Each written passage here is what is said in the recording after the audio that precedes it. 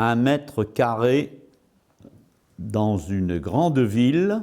Le retour en enfance commence par une dictée pour ces quelques curieux venus passer ou repasser l'examen du certificat d'études. Je ne l'ai jamais passé, puisque je n'ai eu droit qu'au BEPC. Donc c'était l'examen qui suivait le certificat d'études. Je suis revenu, c'est la seconde fois que je passe mon certificat d'études, parce que, je suis un petit peu frustré, parce que une fois que je l'ai passé et que j'ai été reçu, bon, c'est fait, mais les acquis sont-ils là? Voilà. Et j'ai eu de la chance la dernière fois. Une reconstitution à l'image des examens de l'époque, avec des sujets qui ont cependant dû être légèrement adaptés. Alors ce certificat d'études, ce sont des sujets qui sont extraits des annales du certificat, c'est-à-dire des sujets qui ont été donnés.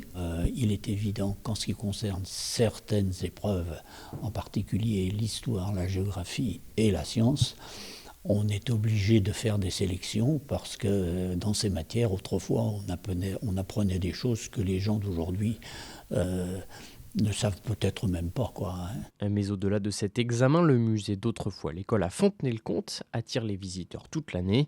Les bénévoles organisent régulièrement des journées de découverte de ce patrimoine scolaire. Tous les éléments de cette classe sont d'époque.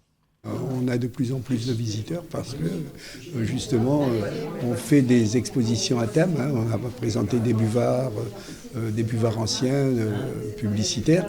La volonté que nous avions, c'était premièrement de ne pas laisser disparaître ces objets témoins d'un enseignement du début du XXe siècle, quoi.